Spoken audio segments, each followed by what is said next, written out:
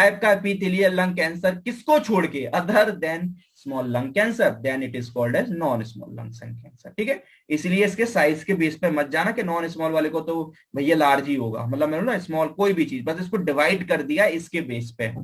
Usually क्या होते हैं, वो बहुत एग्रेसिव थे तो ये थोड़े से स्लो होते हैं, usually grows and spreads more slowly than कौन से वाले, स्मॉल सेल लंग कैंसर। ठीक है, ये 3 टाइप के होते हैं, ये आपको बहुत इंपॉर्टेंट समझना है। First one squamous, second one in adenocarcinoma and third one is large cell carcinoma.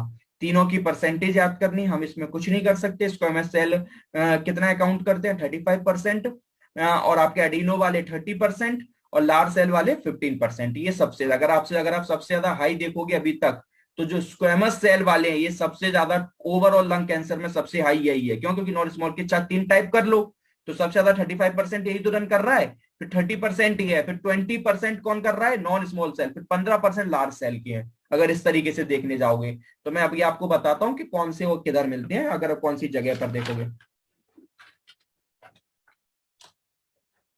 तो जो हमारे नॉन स्मॉल सेल्स होते हैं,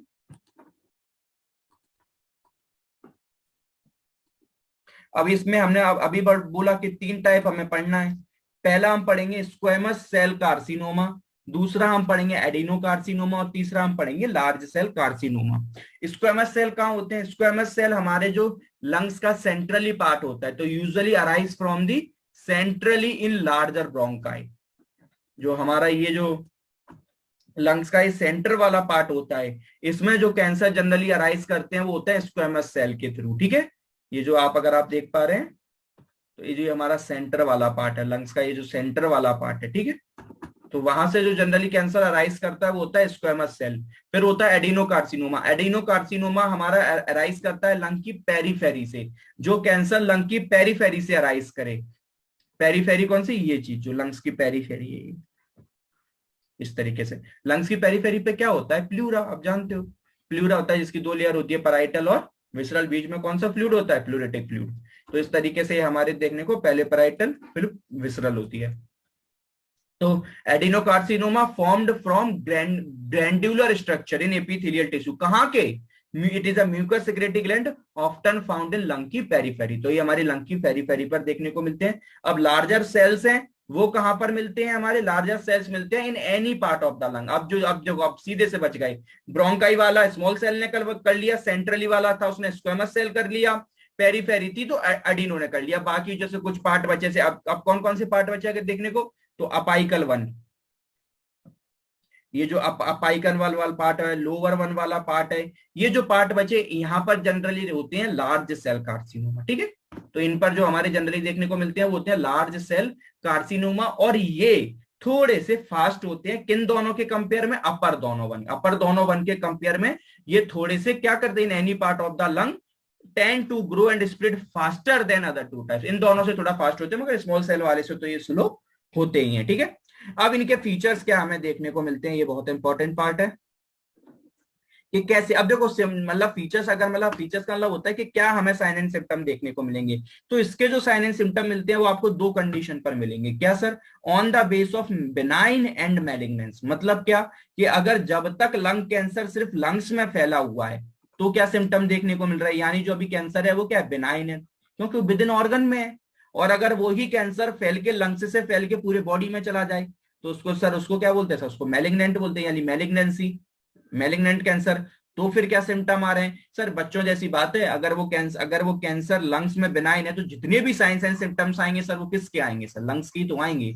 और सर जो मैलिग्नेंट है सर वो फैल के कहीं भी जा सकता है, बेसिक बच्चों जैसी बात है। तो सिम्टम्स होंगे वो पूरी बॉडी में कहीं भी दिख सकते हैं। ठीक है, लंग्स में तो दिखेंगे ही क्योंकि लंग्स से फैल के आया, मगर मेनली जो पूरी बॉडी में सब जगह और नजर आएंगे, और जो हमारे इसमें बॉडी में नजर नहीं आएंगे। बेसिक बात है, इसमें क्या समझने वाली है। तो उसी के 2 टर्म दिए, लोकलाइज्ड मतलब होता है बिनाइन इन्वॉल्विंग दी लंग्स, और जनरलाइज्ड मतलब पूरी बॉडी में कहीं भी फैल रहा हो, पूरी बॉडी में, इसी को बोलते हैं मैलिग्नेंट। तो involve the other area through out the body if the cancer has spread, इसी को बोलते हैं मेटास्टेटिस, फैलना, मेटास्टेटिस। ठीक है, अब एक एक अगर हम करके सिम्टम्स की बात करें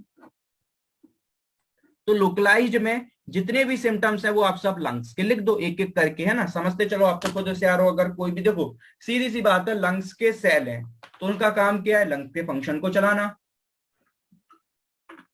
लंग का क्या फंक्शन है, ऑक्सीजन को लेना, लेता है ना। एयर अंदर लंग्स इन्फ्लेटेड होते हैं, एयर भरते ऑक्सीजन लेता है, डिफ्लेट होकर CO2 बाहर निकालता है, कर रहा है, यही काम है आपको। तो बस लिख दो, क्या होगा, कफ आएगा। देखो कोई भी लंग की प्रॉब्लम हो, कफ तो आना ही है, तो कफ। और फैटिक, फैटिक क्यों, क्योंकि बॉडी में ऑक्सीजन की कमी होगी, लंग्स के मेन ऑक्सीजन का काम है, तो फैटिक होगा। तो मोस्ट कॉमनली, ये मोस्ट कॉमन अर्ली सिम्टम है, और ये इसके सिम्टम नहीं है, कोई भी लंग में प्रॉब्लम हो, कफ एंड फैटिक तो मोस्ट कॉमन अर्ली सिम्टम, कुछ भी हो, ठीक है। फिर हेमोप्टेसिस होना, हेमोप्टेसिस का मतलब होता है ब्लड इन स्प्यूटम। तो कभी भी ये मत सोचो कि ब्लड अगर आ रहा है लंग तो आपको सिर्फ टीवी हो गई है, क्यों, क्योंकि टीवी में भी पढ़ के आए, तो ऐसा कुछ नहीं है कि जरूरी नहीं है सिर्फ टीवी। तो on the base of symptoms पे आप किसी चीज को 100% कभी डायग्नोस नहीं कर सकते, इसलिए आपको पर्टिकुलर लैब डायग्नोस की जरूरत पड़ती ही है कि हमें पर्टिकुलर क्या हुआ है, क्योंकि ब्लड में अगर ब्लड लेके बोल दोगे तो आपके मन में टीवी भी आ गई, फिर तो फिर कैसे करोगे, तो क्योंकि सारी सब प्रॉब्लम वही आएंगी, तो फिर हमें पर्टिकुलर क्या करना पड़ेगा, हमें एक्सरे सीटी स्कैन वगैरह करा के देखनी पड़ेगी। अच्छा, कोई बैक्टीरिया की प्रेजेंस नहीं है, खुद ही के सेल्स एबनॉर्मल ग्रोथ कर रहे हैं, यानी ये टीवी नहीं है, ये क्या है, हमको लंग कैंसर हो गया है, तो इसलिए ठीक है। और जो ब्लड दिखेगा वो जनरली जो आपको सेंट्रल ट्यूमर्स हैं उनमें दिखेगा। सेंट्रल सेंट्रल ट्यूमर्स कौन से थे, अभी हमने बताए थे, स्क्वेमस वाले, जो स्क्वेमस सेल कार्सिनोमा थे, वही तो कर रहे थे, किसका पार्ट थे वो, non small cell lung carcinoma के वो पार्ट थे, ठीक है। तो ये सब हमें देखने को यहाँ पर जनरली मिलेगा। और क्या क्या मिलेगा, ब्रीथिंग प्रॉब्लम्स होंगी, बेसिक बात है, ब्रीथ सांस लेने में प्रॉब्लम नहीं आएंगी, बिल्कुल आएंगी। स्ट्राइडर होगा, स्ट्राइडर का मतलब होता है एबनॉर्मली लंग साउंड। क्या होता है, एबनॉर्मली लंग साउंड, आवाजें आती हैं, क्योंकि लंग्स क्या एबनॉर्मल सेल ग्रोथ कर रहे हैं, तो लंग्स जिस तरीके से फंक्शन करनी चाहिए तो उस तरीके से नहीं कर रहे हैं। ब्रोंकियल ऑब्स्ट्रक्शन होता है, ये बहुत इंपॉर्टेंट पार्ट है, क्या, क्योंकि लंग्स का एक पार्ट है जहां पर सेल एबनॉर्मल ग्रोथ कर रहा है, तो ये इतना क्या होगा, इतने नॉर्मल फंक्शन में हेल्प नहीं करेगा, तो ये एज अ ऑब्स्ट्रक्शन का काम करेगा। ये क्या करेगा, प्रॉपर सांस नहीं लेने देगा, तो कंप्लीट अगर, और ये ऑब्स्ट्रक्शन एक बार कंप्लीट हो गया, यानी पूरा लंग्स अफेक्ट हो गया, तो क्या हो गया, अब कोई भी लंग्स के अंदर एयर आ जाएगी, ना आ पाएगी ना जा पाएगी, उससे क्या हो जाएगा सर, लंग कोलैप्स, क्या हो जाएंगे उससे, हमारे एपिटैक्सिस हो जाएगी, ठीक है। तो ठीक है, complete obstruction cause cause collapse of a lobe of lung, या तो पूरा का पूरा लंग भी कर सकता है या उसका लोब भी कर सकता है, जिससे हमारी क्या मिले देखने को मिलेगी, एथलेटैक्सिस, किसी को आप क्या बोलते हो, कोलैप्स ऑफ लंग, ठीक है। तो हमें एथलेटैक्सिस देखने को मिल सकती है। और साथ साथ में विद ब्रीथलेसनेस, सांस लेने में प्रॉब्लम, मीडियस्टर्नल डिस्प्लेसमेंट देखने को मिल सकता है। अच्छा, ये भी समझाऊंगा मीडियस्टर्नल डिस्प्लेसमेंट कैसे को। डलनेस टू परकसन, ये भी बताता हूँ पॉइंट आपके। और बाकी रिड्यूस्ड ब्रीथ साउंड, ब्रीथ आपको क्या बोलते हैं, ब्रीथ साउंड आपके रिड्यूस्ड हो जाएंगे, सीधी सी बात है, जिस तरीके से हम जो नॉर्मल सांस ले रहे हैं उस तरीके से हम सांस नहीं ले पाएंगे, तो जो नॉर्मल जो हमें भी ब्रेथ साउंड आती है वो भी हमारी क्या हो जाएगी, चली जाएगी।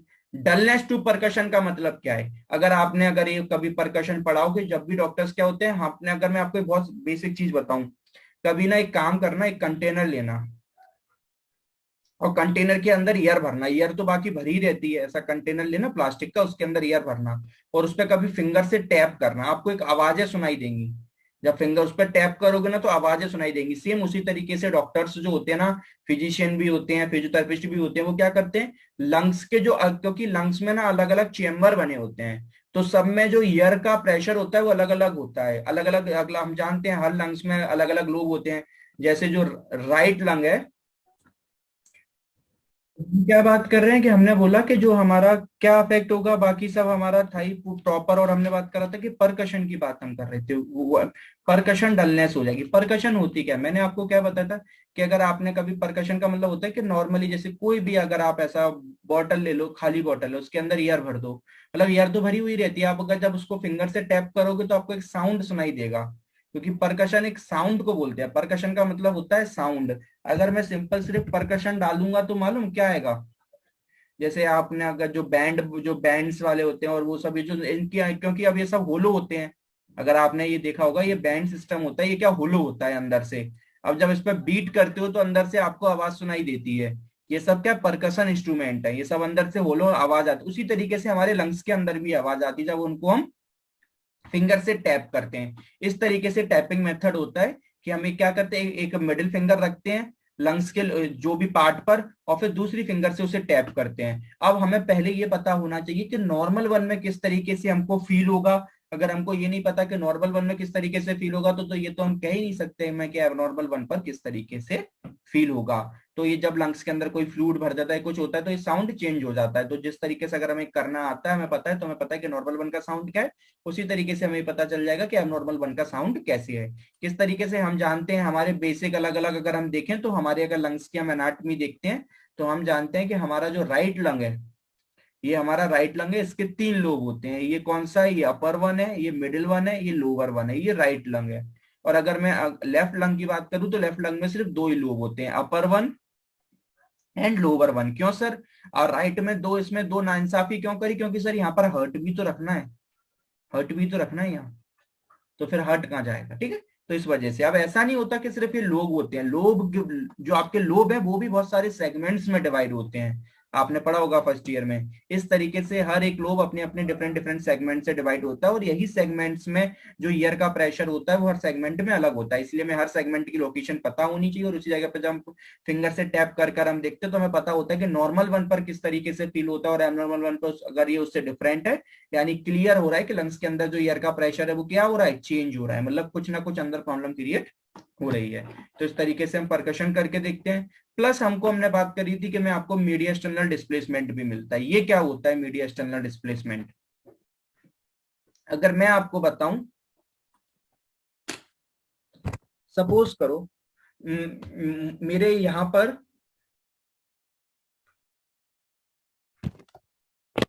राइट लंग, लेफ्ट लंग, अगर मुझे मान के चलो राइट लंग का कैंसर हो जाए, ठीक है, तो अब चलो एक काम करते हैं, राइट का नहीं, और राइट का ही करा देते हैं। राइट लंग का मुझे कैंसर हो गया, अब होगा क्या? बहुत बेसिक बात समझो, राइट लंग का मुझे जैसे ही कैंसर हुआ, तो मेरा ये वाला लंग तो वीक होने लग जाएगा, मुझे ज्यादा एयर की जरूरत पड़ेगी, तो बॉडी को तो ज्यादा ऑक्सीजन की नीड है। अब बॉडी क्या करेगी? बॉडी जैसे ही ऑक्सीजन मांगेगी, बॉडी जैसे ही ऑक्सीजन मांगेगी, तो ज्यादा प्रेशर किस पे पड़ेगा? वो ज्यादा प्रेशर पड़ेगा आपके लेफ्ट पर, क्योंकि लेफ्ट से ज्यादा मेहनत कराई जाएगी। क्यों? क्योंकि बॉडी उस पर प्रेशर डालेगी। क्यों डालेगी कि सर? इसलिए डालेगी क्योंकि राइट वन काम नहीं कर रहा, बॉडी को ऑक्सीजन की नीड है, तो लेफ्ट पे प्रेशर पड़ेगा। जैसे ही लेफ्ट पे प्रेशर पड़ेगा, जिस पे चीज पे प्रेशर पड़ता है वो साइज में बड़ा हो जाता है, हमारे में हाइपरट्रॉफी होने लग जाती है। हम पूरा हर्ट पड़ चुके हैं, हम जानते हैं। हर्ट में जब एबनॉर्मली लोड पड़ रहा था, तो हर्ट पे भी हाइपरट्रॉफी होती थी, लंग्स के अंदर भी सब सब कुछ होता है। जिस पर ज्यादा लोड डालोगे उसका साइज बड़ा हो जाता है। अब क्या होगा? अगर आप मेरे लेफ्ट लंग पर जब मैं करूंगा, जब मेरे जो नॉर्मली राइट लंग पर जब मेरा अगर कैंसर हो गया मुझे राइट का, तो मेरा राइट लंग जितना काम करना चाहिए उतना कर नहीं रहा। अब लंग्स पे मेरे डबल लोड आ गया। जब लोड आ गया तो वो साइज में हो गया बड़ा। जब वो साइज में बड़ा होगा, तो सीधी सी बात है कि हमारा जो मीडिया स्टर्नम पार्ट है, जो मीडियस्टर्नम रीजन है, वो तो दोनों के लिए बराबर है ना, हम डायग्राम देख के आए हैं। अब मेरा अगर लेफ्ट वन बड़ा हो जाएगा, तो वो क्या करेगा? राइट की तरफ मेरी मीडियस्टर्नम को पुश करेगा, एक पुश लगाएगा, बोलेगा क्योंकि भैया हमें ज्यादा जगह चाहिए, ज्यादा जगह तो हमें, जिससे हमारी मीडियस्टर्नम क्या है? शिफ्ट हो जाएगी, एक जगह से दूसरी जगह पे आ जाएगी। इसे बोलते हैं मीडियस्टर्नल डिस्प्लेसमेंट, एक जगह। अभी अब उसका उल्टा कर दो, अगर मुझे लेफ्ट लंग का कैंसर हो गया, तो मेरा राइट लंग है, उसको ज्यादा मेहनत करनी पड़ेगी, तो उससे मीडिया एक्सटर्नल डिस्प्लेसमेंट होगी। देखो इस तरीके से अगर हम बात कर चुके, जब मैंने अभी आपको लंग्स दिखाया,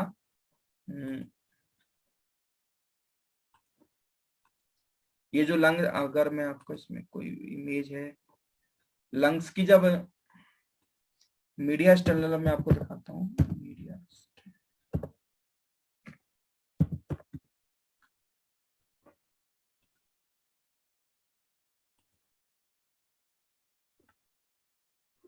अब ये जो हमारा लंग्स का आगे वाला पार्ट है, सीधी सी बात है, अगर वो होगा तो क्या होएगा? एक जगह पर यहाँ का स्टर्नम, वो दूसरी जगह पर प्रेशर लगाएगा, ये वाला लंग प्रेशर लगाएगा, इस साइज में बड़ा होगा। यहाँ पर जो आगे स्टर्नम और जितने भी रिब्स है वो सब कहाँ हो जाएंगे? इस तरफ डिस्प्लेसमेंट हो जाएंगे, और इधर होगा तो वो इस तरीके से हो जाएंगे। इसी को बोलते हैं media external displacement. Clear?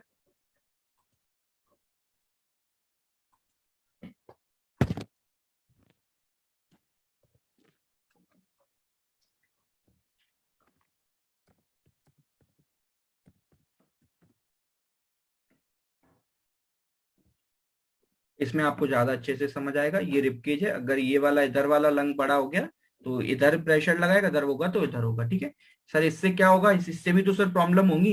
Sir क्या प्रॉब्लम हो सकती है सर, वो उसकी बातें आगे करेंगे, ठीक है। इसकी जब कॉम्प्लिकेशंस पढ़ेंगे तब मैं बताऊंगा क्या प्रॉब्लम होगी। फिर लंग्स में इन्फेक्शन हो सकते हैं, बेसिक बात है, मुझे बताने की जरूरत नहीं है। पेन होगा, इन्फ्लामेटरी रिस्पॉन्स है, प्लस सबसे बड़ी बात है आसपास, लंग्स के आसपास से बहुत सारी नर्व्स हैं वो निकलती हैं। जब लंग्स का एबनॉर्मली साइज बढ़ता है, साइज बढ़ता है, और लंग्स का अगर साइज बढ़ेगा, क्योंकि देखो उस वजह से भी साइज बढ़ेगा, ये तो मैंने प्रेशर की वजह से बताया। दूसरा केस और बनेगा, दूसरा केस क्या बनेगा, मैंने आपको ये भी बताया कि जो लंग्स के सेल्स हैं वो एबनॉर्मली क्या करेंगे, ग्रोथ करेंगे। अगर वो ग्रोथ करेंगे एबनॉर्मली तो अपने नंबर्स में, कि मैंने बताया था स्टार्टिंग में, इंक्रीज हो जाते हैं, प्लस साइज में भी इंक्रीज हो जाते हैं। अगर वो नंबर्स और साइज में इंक्रीज होंगे तो ओवरऑल लंग्स का भी जो साइज है वो भी क्या हो जाएगा, इंक्रीज हो जाएगा। तो उससे क्या होगा सर, आसपास बहुत सारी नर्व रन करती हैं, तो वो नर्व दबती हैं, तो उससे आपको बहुत ज्यादा प्लूरल पेन मिलेगा। क्यों, क्योंकि लंग्स के ऊपर अगर किसी को मान के चलो लंग्स की जो प्लूरा है अगर वो इन्फेक्टेड हो गई, जैसे आपको एडिनोकार्सिनोमा हो गया, या फिर मान के चलो अंदर का कोई भी कैंसर था, जैसे स्क्वेमस सेल का कैंसर था, सेंट्रली कार्सिनोमा, वो फैलकर आपके लंग्स की पेरीफेरी पर आ गया, और अगर जब लंग्स की पेरीफेरी पर आ गया वो इन्फ्लामेटेड हो गई तो आपको फिर चेस्ट पेन होगा, या उसे प्लूराइटिक पेन बोलते हैं, कॉमन जानते हैं। यूजुअली इंडिकेट्स दी मैलिग्नेंट प्लूरल इन्वेजन और डिस्टल इन्फेक्शन। अगर आपको प्लूरल पेन हो रहा है तो ये आपको क्या शो कर रहा है कि आपके अंदर जो लंग्स के अंदर कैंसर था वो बहुत ज्यादा फैल चुका है, उसने पूरी आपकी लंग की पेरीफेरी को कवर कर लिया है। अगर डायरेक्ट एडिनो कार्सिनोमा हुआ वो तो सीधा पेरीफेरी पर होता ही है, मगर एडिनो कार्सिनोमा होकर बाकी कोई का हुआ और वो लंग की पेरीफेरी पर आ गया तो उसका मतलब क्या है कि वो फैल रहा है और खतरनाक तरीके से फैल रहा है। तो इंडिकेट्स मैलिग्नेंट प्लूरल इन्वेजन, जो आपकी प्लूरा है उसे इन्वेज करना स्टार्ट कर दिया, और डिस्टल इन्फेक्शन, क्यों प्लूरा बाहर होती है तो डिस्टल की तरफ वो फैलता जा रहा है। अगर मान के चलो किसी को अपाइकल कार्सिनोमा हो रहा है, अपाइकल कार्सिनोमा का मतलब होता है इस केस पे, इसके बेस पे बोलते हैं, अपाइकल का मतलब होता है ये जो अपर वन रीजन है, ये जो अपर वन रीजन है इसे अपाइकल बोलते हैं, और यहाँ से बहुत सारी नर्व्स रन करती हैं। जब ये एबनॉर्मली, जब यहाँ कैंसर हो गया, ये एबनॉर्मली साइज में बढ़ेगा, ये साइज में बढ़ेगा तो यहाँ पर की आसपास की नर्व्स को क्या करेगा, दबाएगा, उसे ही बोलते हैं इंट्रैपमेंट, उसे इसे ही बोलते हैं इंट्रैपमेंट। तो बहुत सारी प्रॉब्लम्स क्रिएट होती हैं उससे बॉडी के अंदर, ठीक है। क्या क्या होती हैं कि अपाइकल कार्सिनोमा कर हॉर्नर सिंड्रोम करा सकता है, हॉर्नर सिंड्रोम। हॉर्नर सिंड्रोम का मतलब होता है कि नर्व पाथवे डिस्टर्ब टू आई, हमारा क्या है जो आई के लिए नर्व जाती है ना, वो यहीं से होके जाती है तो वो भी डिस्टर्ब हो जाती है, तो उसे हॉर्नर सिंड्रोम बोला जाता है, ठीक है। प्लस दूसरा एक सिंड्रोम और हो सकता है, नाम याद रखना, पेनकोस्ट सिंड्रोम। पेनकोस्ट सिंड्रोम होता है, इसमें जनरली मालूम है यहाँ से कौन सी नर्व निकलती है, रेडियल नर्व, वो सॉरी अल्ना नर्व, वो भी दब जाती है। अब अल्ला नर्व दबेगी तो आपके शोल्डर पे पेन आएगा, प्लस जहां जहां आपकी अल्ला नर्व डिस्ट्रीब्यूट कर रही है, जहां जहां पर वो अपनी सप्लाई करती है तो वहां वहां पर आपको पेन देखने को मिलता है, ठीक है। तो ये क्यों होता है, क्योंकि वहां पर नर्व का भी इंटरप्टमेंटी हो रही है। इंटरप्मेंटी का मतलब होता है दबना, वो अपनी डिस्टर्ब हो रही है रूट से। प्लस क्या होगा, मीडियस्टर्नल स्प्रेड, यही मैं आपको बताना चाह रहा था। मैंने आपको सीधी सी बात कही थी कि जब भी अगर हमारे लंग्स हैं, अगर अपना एक साइज में बढ़ रहा है और ये हमारा मीडियस्टर्नल नर्व क्या शिफ्ट हो रहा है, सपोज करो मेरा जो इस साइड का लंग है ये साइज में बढ़ गया, तो अब ये जो मेरा पूरा शिफ्ट है वो हल्का सा इधर हो जाएगा। अब सर उससे क्या होगा, अब उससे सर ये प्रॉब्लम होगी कि नीचे की तरफ, अब इसमें क्या होगा सर, अंदर से कौन रन करता है सर, याद करो, ये अंदर से रन करता है सर ईसोफेगस। कौन रन करता है हमारा, ईसोफेगस।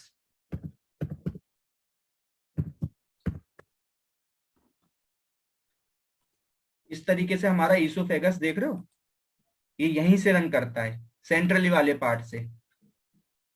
अभी दिख रहा है, सेंट्रल से आपका क्या हो रहा है, यहाँ पर ये पूरा रिब केज है, अब इस तरीके से अंदर से कर रहा है। आप क्या करो, अगर आपका मीडियस्टर्नल पार्ट अगर एक जगह शिफ्ट होगा तो वो आपके ईसोफेगस को कंप्रेस करेगा, जिस वजह से आपकी ईसोफेगस भी डिस्टर्ब होगी। तो इन्वॉल्वमेंट इन ईसोफेगस, आपका जीआईटी ट्रैक्ट डिस्टर्ब होगा, मेज कॉज डिस्फेजिया, इससे आपको क्या डिफिकल्टी इन स्वेलिंग होगी, आप कोई भी चीज निगलने की कोशिश करोगे खाना खाओ तो आप निगल नहीं पाओगे, क्यों, क्योंकि आपकी ईसोफेगस कंप्रेस होने लगी है।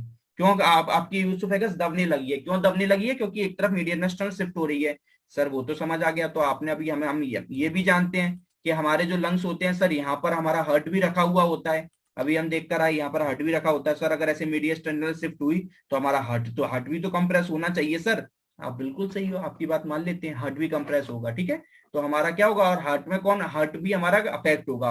हार्ट में कौन अफेक्ट होता है, हम जानते हैं, हम पढ़ के बहुत बार पढ़ के आ चुके हैं कि हार्ट हमारी तीन तीन मसल से बनता है, सबसे बाहर होती है पेरिकार्डियम, बीच वाली मायोकार्डियम, एंड वाली एंडोकार्डियम। जो बाहर वाली पेरोकार्डियम पेरिकार्डियम होती है उसी का काम होता है प्रोटेक्ट करना और हार्ट को अपनी जगह पे बना के रखना। अब जैसे ही मीडियस्टर्नल शिफ्ट होगा तो उसकी जो पेरिकार्डियम है वो क्या होगी, इससे अफेक्ट होगी। क्या देखने को मिलेगा, पेरिकार्डियल इन्वॉल्वमेंट दिखेगी लंग्स की, जिससे आपको अरिथमिया मिल सकता है या फिर पेरिकार्डियल एफ्यूजन मिल सकता है। तो लंग तो आज से आपका हार्ट भी अफेक्ट होगा। क्यों होगा हार्ट और इसोफेगस अफेक्ट, हमने बता दिया ड्यू टू मीडियस्टर्नल स्प्रेड। और मैंने आपको बता दिया मीडियस्टर्नल स्प्रेड क्यों हो रहा था, क्योंकि मीडियस्टर्नल डिस्प्लेसमेंट हो रहा था।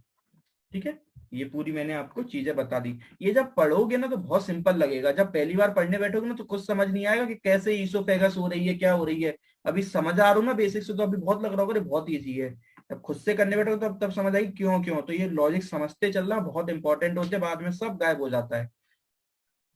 फिंगर क्लबिंग, नहीं तो बच्चे तो ये आखिरी में जब बहुत सारे होते बोल देते अरे याद कर लो। ठीक है, तो फिंगर क्लबिंग मिलेगी। फिंगर क्लबिंग किसका साइन होता है, साइनोसिस का साइन होता है। बेसिक बात है सर, ये तो इसमें कुछ बोलने की जरूरत ही नहीं है। क्यों, क्योंकि लंग्स इन्वॉल्वमेंट में ऑक्सीजन की कमी होनी है तो आपको फिंगर क्लबिंग तो मिलनी है। तो ये सारी चीजें आपको देखने को मिलेंगी। ठीक है, इस तरीके से आपके फिंगर्स पर क्या मिलनी है, क्लबिंग मिलनी है। ये तो आपके किसका साइन है, साइनोसिस का साइन है। बाकी चेस्ट टाइटनेस, हॉर्सनेस, हॉर्सनेस का मतलब होता है डिफिकल्टी मेकिंग साउंड, यहाँ क्या बोलते हैं, ड्यूरिंग ट्राइंग टू स्पीक। जो कुछ भी बोलने की कोशिश करता है ना तो उसे क्या होता है, उसको जो साउंड होता है, जो मैं आवाज निकाल रहा हूँ, इसको बोलने में बड़ी प्रॉब्लम आती है, उसको हॉर्सनेस बोलते हैं। ठीक है, ये जो मेरी आवाज साउंड निकल रही है उसको बोलने में प्रॉब्लम आएगी। क्यों, क्योंकि ट्रैकिया भी तो वही है, तो ट्रैकिया अफेक्ट नहीं होगी क्या सर, होगी ना, तो आएगी। हिकअप्स, हिचकी आएंगी बहुत ज्यादा। तो ये और ये बेसिक सिम्टम्स हमको देखने को मिलेंगे किसमें, लोकलाइज्ड वन में। तो अभी तक हमने जितने सिम्टम्स पढ़े वो हमने किसके पढ़े, लोकलाइज्ड वन के। अब हम सिम्टम्स पढ़ेंगे जनरलाइज्ड वन के। जनरलाइज्ड मतलब सर कि अगर वो हम लोग सेकंड वन पार्ट के, अगर वो अपनी लंग्स से फैलकर किसी के बॉडी पार्ट में चला जाए। अब ये तो बच्चों जैसी बात है, जहां जाएगा वहां अफेक्ट हमारा होगा। अगर वो कैंसर फैल के बोन में चला गया तो बोन पेन होगा, ये तो बताने की जरूरत ही नहीं है। सीएनएस में चला जाए, ब्रेन में चला जाए तो हेडेक होगा, मेंटल स्टेटस चेंज हो सकता है, न्यूरोलॉजिकल फाइंडिंग्स देखने को मिल सकती हैं। एब्डोमिन में चला जाए तो एब्डोमिन पेन होगा। लीवर में चला गया तो जो हमारे लीवर फंक्शन है वो बिगड़ जाएंगे, लीवर का साइज बड़ा हो जाएगा। जीआईटी में चला गया तो जीआईटी डिस्टर्बेंस हो सकता है। जीआईटी डिस्टर्बेंस हो गया तो आपको क्या क्या देखने को मिल सकता है, anorexia. Anorexia it is eating disorder, वहां पेशेंट को भूख लगना बंद हो जाती है। केकेक्सिया, केकेक्सिया मैं बहुत बार बता चुका हूँ, केकेक्सिया क्या होता है, it is a wasting syndrome, जहां पर आपकी मेंटली और फिजिकली दोनों चीजों का वास्ट होने लग जाता है, पेशेंट बहुत ज्यादा कमजोर हो जाता है, मसल वास्टिंग होने लग जाती है, इसको कैकेक्सिया बोलते हैं। जॉइंडिस, अगर ब्लड में चला गया, लीवर में चला गया तो जॉइंडिस हो सकता है।